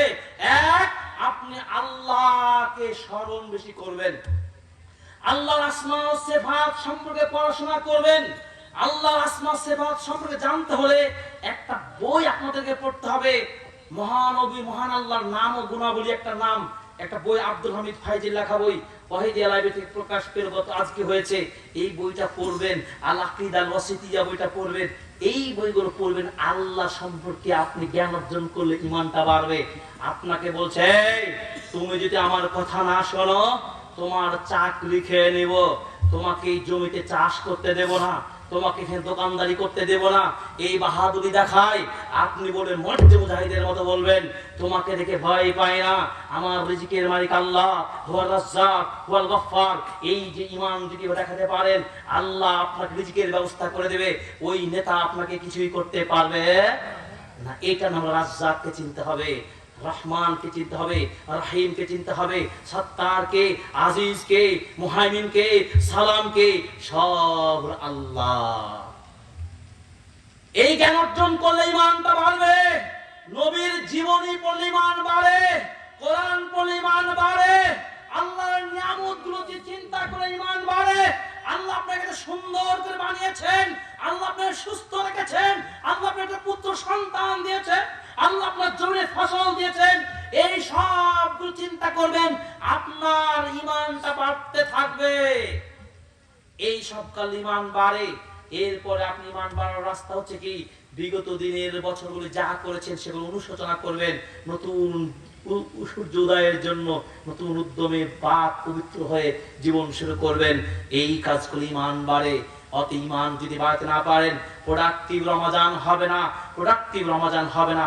প্রিয় হাজিরিন, এই জন্য আপনাদেরকে বলছিলাম যে কি, আপনি সাইম অবস্থায় চরিত্রটা ঠিক করবেন, আখলাকগত ঠিক করবেন, কাকে কটু কথা বলবেন না, মিথ্যা কথা বলবেন না, কথাতে ধোঁকা দিবেন না, ব্যবসা করতে গিয়ে প্রতারণা করবেন না। আছেন আমাদের সমাজে রমজান মাসে আরো বেশি ব্যবসায়িকদের ধান্দা বেড়ে যায়, বাড়ে না? এমন ধান্দা বেড়ে যায় বাবারে, 10 টাকার 10 টাকা 50 টাকা তেল 70 টাকা 80 টাকা করে দেয়, মানে প্রত্যেকটা প্রোডাক্টের মূল্য কি বাড়িয়ে দেয়। এই দালালি করবেন না, এবং সম্পদ এবং বাজারের প্রোডাক্টগুলোকে আপনি কি বলেন এই শাবান মাসে বিক্রি করছেন না, ঠিক রমজানের আগে মানুষের চাহিদা আসবে তখন বেশি দামে বিক্রি করবেন। এই গুদামজাত করা হাদিসে নিষেধ আছে, এইভাবে প্রতারণা করবেন না। প্রিয় ভাইরা, রমাদানকে প্রোডাক্টিভ করার জন্য আখলাকটা সুন্দর করতে হবে। আখলাক কত বড় জিনিস আপনাকে কি দিয়ে বোঝায়। আখলাক চরিত্র এত বড় জিনিস। রাসূল সাল্লাল্লাহু আলাইহি সাল্লাম বলছেন কিয়ামতের মাঠে মিজান, যেটা পাল্লা বলছেন, ওই পাল্লা কেমন হবে জানি না, তবে আল্লাহ বান্দার আমলনামাকে ওজন করবেন। এই ওজনের পাল্লায় আল্লাহ রাব্বুল আলামিন সবচাইতে ভারী করবেন কোন আমল জানেন? আখলাক। আখলাক থাকবে এক পাল্লায় আর অন্য আমল থাকবে আরেক পাল্লায়। আখলাকের পাল্লাটাই ভারী হবে। অতএব চরিত্র যার সুন্দর নাই, ওই মেয়েটা যতই সুন্দর হোক, ওই যুবকটা যতই সুন্দর হোক, বলেন তো ওই ছেলে মেয়ে একজন আরেকজনের অভিভাবক দিয়ে দিবে? তাদের বাপের সম্পদ আছে ঠিকই, কিন্তু চরিত্র ভালো না। চরিত্রকে সবচেয়ে ঠিক রাখতে হবে। আপনি একবেলা খাবেন না কিন্তু প্রতারণা করবেন না, আপনি একবেলা খাবেন না কিন্তু মিথ্যা কথা বলে কাউকে ধোঁকা দিবেন না। আজকে আমাদের সমাজের এই আখলাক সুন্দর পোশাকে পরে এই আখলাক, এই আদর্শ আমাদের গ্রহণ করেছি। আর আপনি বলছেন আপনি রমজান মাসে দান খায়রাত করে হাজি আল্লাহ গোল্লাহ হয়ে যাবেন, এত সহজ নয়। আখলাকের মেরামতি করতে হবে। আখলাক কত গুরুত্বপূর্ণ আপনাকে বোঝাই। আল খাওয়ারিজমি নামে একজন দার্শনিক ছিলেন, তিনি বলছেন যে আখলাকের মান হচ্ছে এক, সংখ্যা হলো এক। আর আপনার সম্পদ আছে একের পরে সম্পদ থাকার কারণে একের পরে একটা সৈন্যদের হবে 10। আপনি বড় প্রভাবশালী বংশের ছেলে, এই জন্য আরো একটা সৈন্যদের হবে 100। আপনি আছেন অনেক দেখতে সুন্দর, এই জন্য আপনাকে আরো একটা সৈন্য দিলেন। এভাবে একের পরে যতগুলো কোয়ালিটি আছে, গুণ আছে, ভালো দিক আছে, সৈন্য সমিতি থাকেন 10, 100, 1000, 10,000, 1 লক্ষ হবে না? কিন্তু যদি আখলাকটা যদি না থাকে, আখলাক সমান এক সংখ্যাটা কেটে যদি দেন, তাহলে পরের সৈন্যগুলো কোনো দাম আছে? তাহলে আপনার নেতা হয়েও লাভ নাই, আপনি সুন্দর হয়ে লাভ নাই, টাকা পয়সাওয়ালা হয়েও লাভ নাই, আপনার কিচ্ছুই লাভ নাই যদি আখলাক না থাকে। অতএব রমাদানকে প্রোডাক্টিভ করতে হলে এই সন্ত্রাসী, এই মিথ্যাবাদী, এই আপনাদের সুদখোর, ঘুষখোর, জুয়াখোর, নিন্দুক, এই যত আছে এই সব ত্যাগ করতে হবে। তারিখোর, জুয়াখোর, মদখোর যত আছে, হিরোইন, ফেন্সিডিল সব ধরনের আছে না, এই ছাড়তে হবে, গুলো ছাড়তে হবে।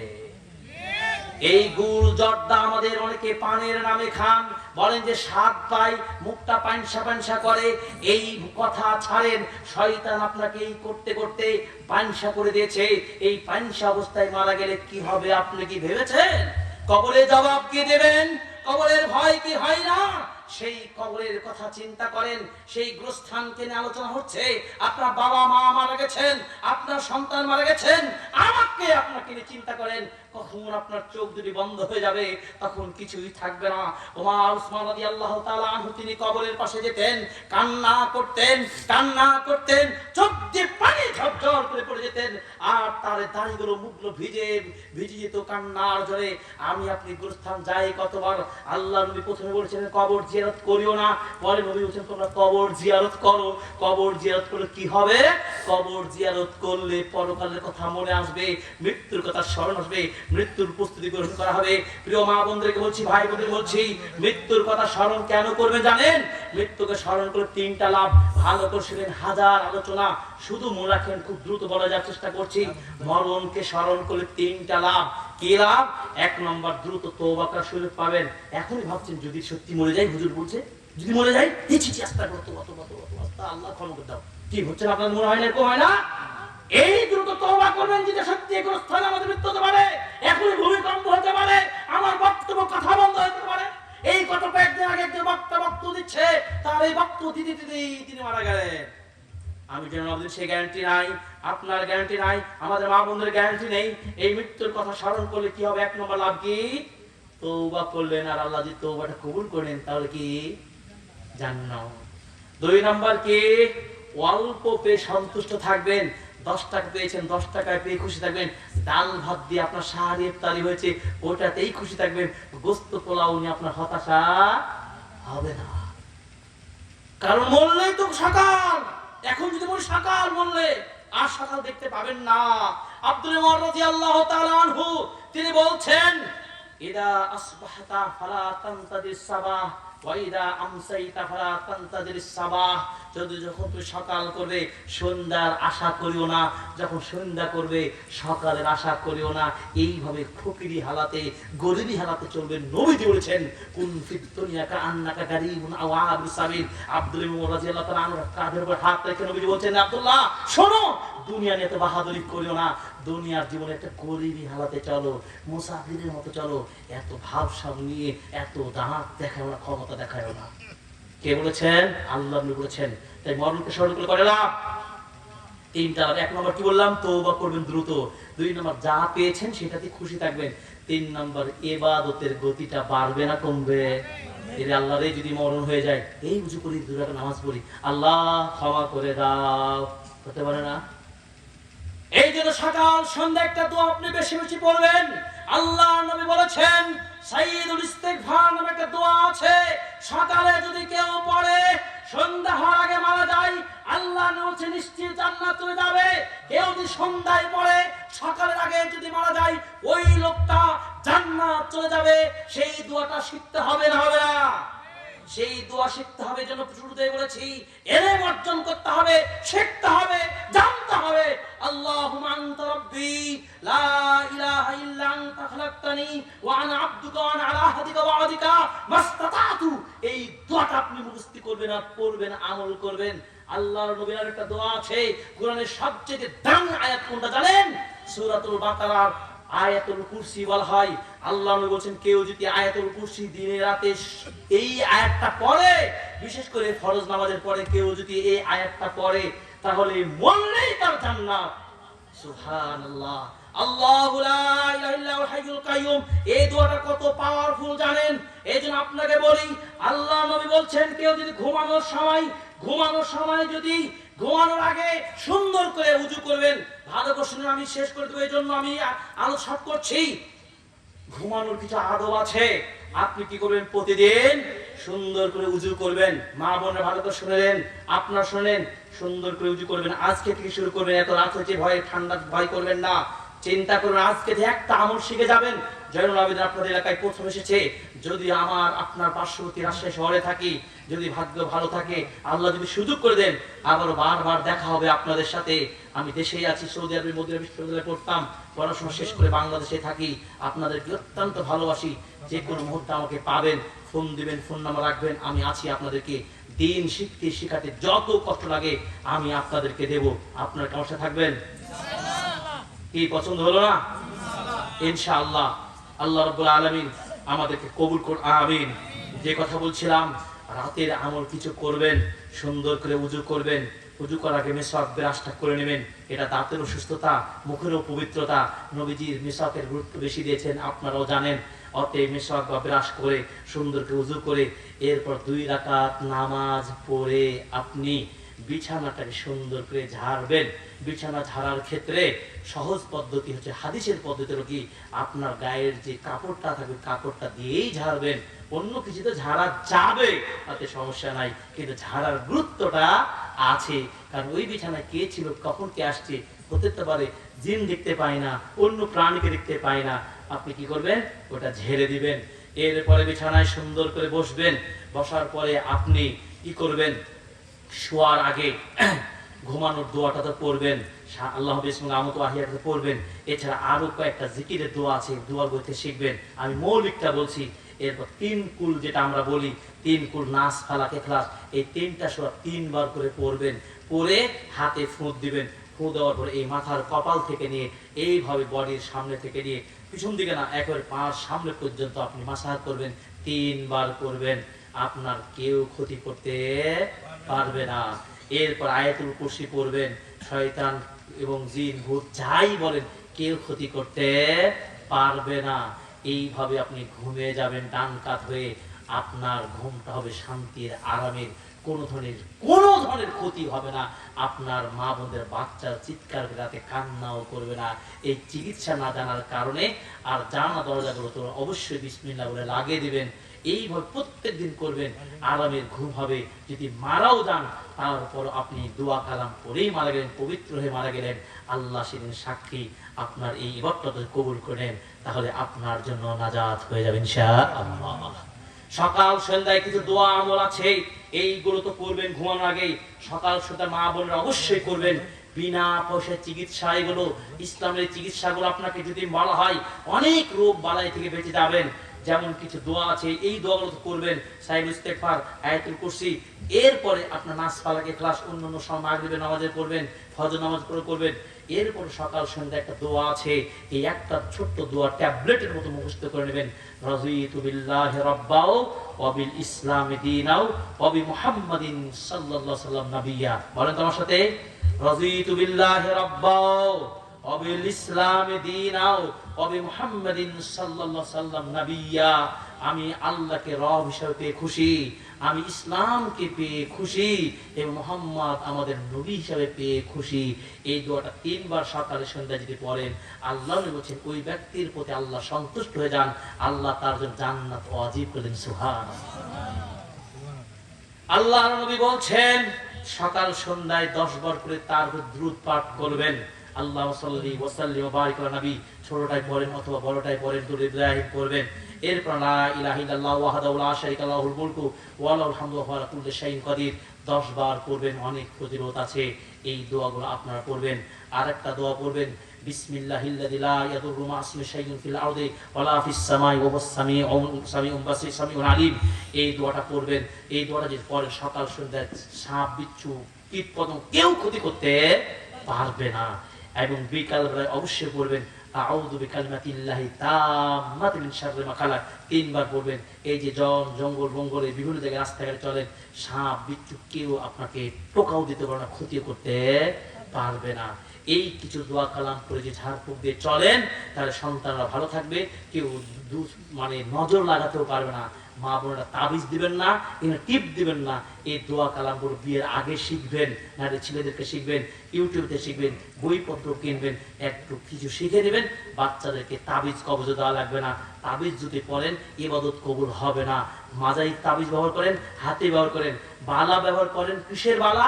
সৌন্দর্যের বালা ব্যবহার করবেন, কিন্তু রোগ দূর হবে এই নামে ধাতব বালা এই ব্যবহার করা শিরক হয়ে যাবে। ধাগা ব্যবহার করা যাবে না, এগুলো করবেন না ইনশাআল্লাহ। এবং সবচাইতে যে কাজটা করতে হবে, আপনাকে কোরআন পড়তেই হবে।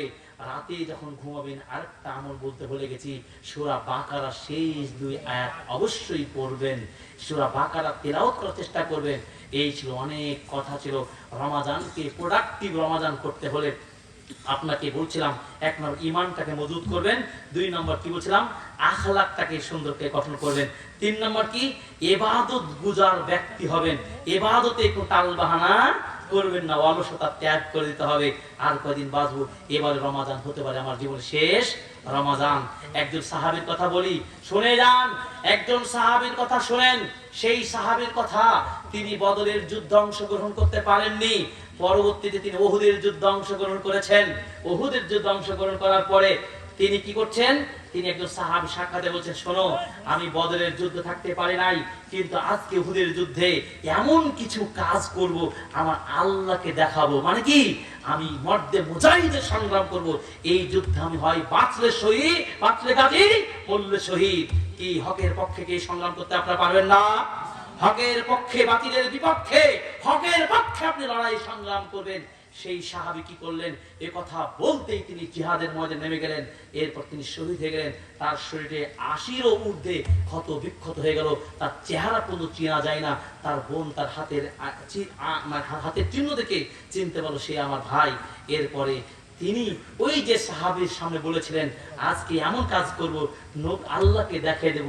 তাই আজকের এই মুসলিম হোজা জালসা থেকে বলতে হবে আপনাদেরকে, আজকে থেকে এমন জীবন গঠন করব, এমন ভাবে রমাজানকে বরণ করব, আল্লাহকে দেখিয়ে দিব, মানে আল্লাহর কাছে সন্তুষ্ট অর্জন করেই ছাড়বো ইনশাআল্লাহ। আল্লাহ আমাদের জাহান্নাম থেকে মুক্তি দান করেন, আমিন। এই ছিল 4 নম্বর কি, সেগুলো হয়েছে জ্ঞান কেন্দ্রিক আছে। কোরআন পড়বেন, এরপরে রমাদানের প্রস্তুতিমূলক আরো যে কাজগুলো আছে, কোরআনটা অবশ্যই পড়বেন। এই একটা হাদিস আপনাদের সামনে বলেছিলাম যে রাসূল সাল্লাল্লাহু আলাইহি ওয়াসাল্লাম বলেছেন কি, যে কোরআন এবং সিয়াম এই দুইটাই আল্লাহর কাছে কি করবেন, সুপারিশ করবে। বক্তব্য শেষের দিকে একেবারে 5 মিনিট মতো শেষ করব। সুপারিশ করবে কোরআন এবং সিয়াম। কোরআন বলবে কি জানেন? কোরআন বলে, আল্লাহ এই রাত জেগে জেগে তোমার এই বান্দা আমাকে তেলাওয়াত করছে কষ্ট করে, আল্লাহ আমি সুপারিশ করছি, তুমি আমার সুপারিশটা কবুল করো। সুবহানাল্লাহ। এই জন্য কোরআন যদি মানেন তাহলে কোরআন কিয়ামতের ময়দানে আপনার পক্ষে হবে, তাহলে কোরআন আপনার বিপক্ষে সাক্ষী দেবে। এই যে হাদিস আসে, আল কোরআন হুজ্জাতুল লাকা আও আলাইকা, হয় কোরআন আপনার পক্ষে নাকি বিপক্ষে। আর কোরআনের পক্ষে হলে কি করবেন? পড়তে হবে, শিখতে হবে, অর্থ সহ শিখতে হবে, কিন্তু এটা মাথায় রাখতে হবে। আগে তেলাওয়াতটা করবেন, অর্থ সহ শেখার চেষ্টা করবেন। এরপরে সিয়াম বলবে কি, আল্লাহ এই তোমার বান্দা আমার সিয়ামটা রেখেছে, এই সকালে ফজরের আগে সাহারি খেয়েছে, এরপর সন্ধ্যা পর্যন্ত কিছু খায়নি, খাওয়া দাওয়া থেকে বিরত, আরো নিষিদ্ধ কাজগুলো থেকে বিরত থেকেছে, তোমাকে খুশি করার জন্য আল্লাহ আমি বলছি তোমার এই বান্দাটা সিয়ামটা ঠিক মতো পালন করেছে, আল্লাহ তুমি কবুল করে নাও, তো সুপারিশ কবুল করে নাও, আল্লাহ সুপারিশ কবুল করে। সুবহানাল্লাহ। এবার দেখেন আল্লাহ তাআলার 4টি ওয়াদা আছে। আল্লাহ তাআলা কয়টা ওয়াদা আছে আমাদের জন্য? 4টা ওয়াদা আছে বক্তব্য শেষের দিকে। এই 4টা ওয়াদা কি? 1 নম্বর ওয়াদা হলো কি, আল্লাহ দিবেন। আল্লাহ যেটা ওয়াদা করে সেটা বান্দাকে কি দিবেন। এক, দোয়া করলে আল্লাহ কি করে, দোয়া করলে দোয়া কবুল করবেন। আপনি শেষ রাতে দোয়া করবেন, দোয়া কবুল হয়। তাহাজ্জুদের নামাজ উঠে যাবেন, আল্লাহর কাছে চাইবেন, আপনার সন্তানের জন্য চান, আপনার ছেলের জন্য চান, আপনার সংসারের জন্য চান, আমার জন্য চান, আপনার জন্য চান। এই দোয়া করবেন, দোয়া কবুলের সময় দোয়া করবেন। কখন দোয়া করবেন? দোয়া কবুলের সময়। দোয়া কবুল হয় কখন? শেষ রাতে তাহাজ্জুদের নামাজে। জুমার দিনে আসর থেকে মাগরিবের সময়টা দোয়া কবুল হয়। জুমার খুতবা চলে দোয়া কবুল হয়। ফরজ নামাজ এবং ইকামতের মাঝে সময়, আযানের পর দোয়া কবুল হয়। এই সময়গুলো দোয়া কবুল হয়। তো আল্লাহর ওয়াদাটা কি বলছে জানেন? বলছেন উদউনি আস্তাজিব লাকুম, তোমরা আমার কাছে দোয়া করো, আমি তোমাদের ওয়াদাটা কি করব, পূর্ণ করব। মানে তোমাদের দোয়ায় সাড়া দেব, দোয়ার আমি কি দেব, জবাব দেব। এটা আল্লাহর ওয়াদা না? যদি ডাকো তাহলে কি দিবেন? তিনি সাড়া দিবেন, তো কবুল করবেন। 1। 2 নম্বর কি? আল্লাহকে স্মরণ করলে আল্লাহ আপনাকে স্মরণ করবেন। কি বলছেন? ফাযকুরুনি আযকুরকুম, তোমরা আমাকে স্মরণ করো, আমি তোমাদেরকে স্মরণ করব। দেখেন তো, ওই যে ইউনূস নবী মাছের পেটে চলে গেছিলেন, তিনি কাকে ডেকেছিলেন বলেন তো? আল্লাহকে। কোন বান্দাকে ডেকেছিলেন? ডাকেন না। যত বিপদে পড়েন, মুসিবতে পড়ে একটা দোয়া শিখবেন। যতই মুসিবত আসুক, পরীক্ষা নিরীক্ষা, ঝড় বৃষ্টি, যত বিপদ আসুক, বিপদে একটা ছোট্ট দোয়া পড়বে, মা বললে শিখে নেন। ছোট্ট দোয়া আমার সাথে বলেন, আল্লাহ, 2 বার আল্লাহ বলবেন, আল্লাহ আল্লাহু রাব্বি লা উশরিকু বিহি শাইআ। বলেন তো কি বললাম? আল্লাহ আল্লাহু রাব্বি, 2 বার আল্লাহ। কয়বার বললাম? বলেন আল্লাহ আল্লাহু রাব্বি লা উশরিকু বিহি শাইআ। নবী যখন বিপদে পড়তেন এই দোয়াটা পড়তেন, এই মুসিবতের সময় দোয়াটা পড়বেন। আরো আছে ইন্না লিল্লাহি ওয়া ইন্না ইলাইহি রাজিউন করবেন, আল্লাহুম্মা আজুরনি ফি মুসিবাতি ওয়া আখলিফ লি খায়রান। আরো অনেক দোয়া আছে, একটু ছোট্ট একটা দোয়া শিক্ষা দিলাম। তো বলছিলাম আল্লাহর ওয়াদা কয়টা? 4টা ওয়াদা। 4টার ওয়াদা ফলাফল বলুন। 1 নম্বর কি বললাম? দোয়া করলে দোয়া তিনি কবুল করেন। 2 নম্বর কি? আল্লাহকে স্মরণ করলে আল্লাহ আপনাকে স্মরণ করবেন। 3 নম্বর কি? লা ইন শাকারতুম লা আযীদান্নাকুম, তোমরা যদি আল্লাহর নিয়ামতকে শুকর আদায় করো, আলহামদুলিল্লাহ আল্লাহ তুমি আমাকে 5 মণ ধান দিয়েছ, আল্লাহ আলহামদুলিল্লাহ, শুকর আদায় করে আল্লাহ বলেন তোকে এবছর 5 গুণ কেন, আরো বাড়িয়ে দেব। সুবহানাল্লাহ। শুকর আদায় করলে আল্লাহ বাড়িয়ে দিবেন। এই শুকর না শুকর কথা বান্দা হবেন না কেউ। 3 নম্বর। 4 নম্বর কি? ওয়ামা কানাল্লাহু মুআযযিবাহুম ওয়া হুম ইস্তাগফিরুন, যদি কেউ ক্ষমা চায় আপনার কাছে, আল্লাহ তাদেরকে কোনো শাস্তি দেন না। আমরা কি ক্ষমা চাইবেন আল্লাহর কাছে? আল্লাহ আমাদের ক্ষমা করুন, আমিন। আল্লাহ তাআলা আমাদেরকে মাফ করে দিন, আমিন। মানুষ যখন মারা যায় সব আমল বন্ধ হয়ে যাবে। এখনই কবরের প্রস্তুতি গ্রহণ করি, কবর আমাদের কাছে আছে। রাসূল বলছেন মানুষ যখন মারা যায় সব আমল বন্ধ হয়ে যায়, 3টা আমল চালু থাকে। কয়টা আমল চালু থাকে? 3টা। সাদকায়ে জারিয়া, নেক সন্তান, আর কি কি সৎ নেক সন্তান, আও ইলমিন ইনতাফাউ বিহি, এমন ইলম রাখা যাবে যে ইলম থেকে উপকার পাওয়া যায়। তা আমরা সবগুলো করতে পারবো না? সাদকায়ে জারিয়া করেন, আপনি মরে যাবেন, এই সাদকার সওয়াব পাবেন। আজকে এই গোরস্থানের উদ্যোগে এই অনুষ্ঠানটি হচ্ছে, আপনারা সাদাকা করে দান করবেন। এই রমাদানকে ঘিরে যে কাজগুলো করবেন, 5 ওয়াক্ত নামাজ পড়বেন, তারাবি নামাজ পড়বেন, সিয়াম রাখবেন, কিয়ামুল লাইল করবেন, দান খেরাত করবেন, কোরআন পড়বেন এবং সুন্নাত নামাজগুলো ঠিক মতো করবেন এবং শেষ দশকে ইতিকাফ করবেন, বেশি বেশি দান খেরাত করবেন, জিকির আজকার করবেন, কোরআন তেলাওয়াত করবেন, 5 ওয়াক্ত নামাজ নিয়মিত করবেন। এই কাউকে গালিগালাজ করবেন না, মন্দ কথা বলবেন না, আল্লাহকে মা বাবা থাকলে তাদের খেদমত করবেন, এইভাবে চলবেন। ইনশাআল্লাহ রমাদানটা প্রোডাক্টিভ রমাদান হবে। আল্লাহ আমাদের রমাদানের মাধ্যমে আমরা মুক্তি পাবো ইনশাআল্লাহ। আসুন আমাদের যার যতটুকু আছে একটু দান করার চেষ্টা করি, পারবো না?